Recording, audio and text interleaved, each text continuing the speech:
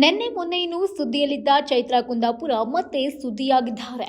ಒಂದ್ ಕಡೆ ವೈವಾಹಿಕ ಜೀವನಕ್ಕೆ ಕಾಲಿಡುವ ಮೂಲಕ ಬಿಗ್ ಬಾಸ್ ಸ್ಪರ್ಧಿ ಸುದ್ದಿಯಲ್ಲಿದ್ರು. ವಿವಾಹದ ಬೆನ್ನಲ್ಲೇ ಮಗಳ ಮೇಲೆ ತಂದೆಯೇ ಆರೋಪಗಳ ಸುರಿಮಳೆಗೈದಿದ್ರು. ಮಗಳನ್ನ ಕಳ್ಳಿ ವಂಚಕಿ, ಅವಳು ಸರಿಯಿಲ್ಲ ಎಂದು ಆರೋಪಿಸಿದ್ರು.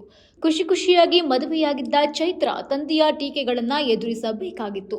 ಹೌದು, ಕನ್ನಡದ ಅತಿದೊಡ್ಡ ರಿಯಾಲಿಟಿ ಶೋ ಬಿಗ್ ಬಾಸ್ ಕನ್ನಡದ ಮೂಲಕ ಸ್ಯಾಂಡಲ್ವುಡ್ಗೆ ಎಂಟ್ರಿ ಕೊಟ್ಟಿದ್ದ ಅವರ ಜನಪ್ರಿಯತೆ ದುಪ್ಪಟ್ಟಾಗಿದೆ.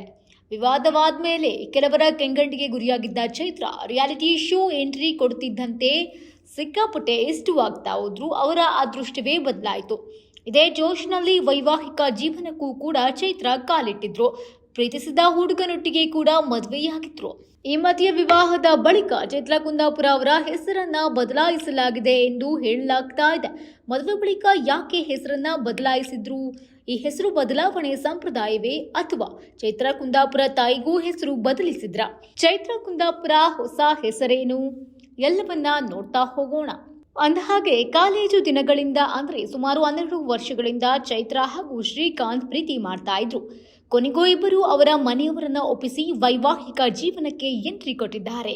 ಕೇವಲ ಕುಟುಂಬಸ್ಥರು ಹಾಗೂ ಆತ್ಮೀಯರಿಗಷ್ಟೇ ಆಹ್ವಾನವನ್ನ ನೀಡಲಾಗಿತ್ತು. ಇವರ ಮದುವೆಗೆ ಬಿಗ್ ಬಾಸ್ನ ಸ್ನೇಹಿತರು ಕೂಡ ಹಾಜರಾಗಿದ್ರು. ಮದುವೆ ಬಳಿಕ ವಿವಾದವೂ ಕೂಡ ಸೃಷ್ಟಿಯಾಯಿತು. ಇವೆಲ್ಲವೂ ಕೂಡ ಮುಗಿತಾ ಇದ್ದಂತೆ ಚೈತ್ರಾ ಕುಂದಾಪುರ ಹೆಸರು ಬದಲಾವಣೆ ಬಗ್ಗೆನೂ ಸುದ್ದಿಯಾಗ್ತಾ ಇದೆ. ಪತಿ ಶ್ರೀಕಾಂತ್ ಕಶ್ಯಪ್ ಅವರ ತಾಯಿ ಚೈತ್ರಾ ಕುಂದಾಪುರ ಅವರ ಹೆಸರನ್ನ ಬದಲಿಸಿದ್ದಾರಂತೆ. ಸಂಪ್ರದಾಯಬದ್ಧವಾಗಿ ಚೈತ್ರಾ ಕುಂದಾಪುರ ಅವರ ಹೆಸರನ್ನು ಶ್ರೀಮೇಧ ಎಂದು ಬದಲಾವಣೆ ಮಾಡಲಾಗಿದೆ.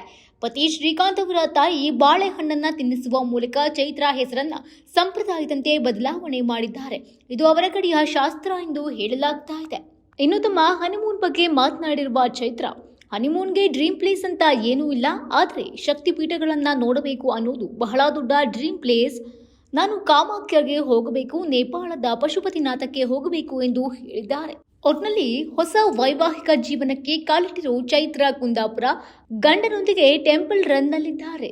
Entertainment bureau, national TV.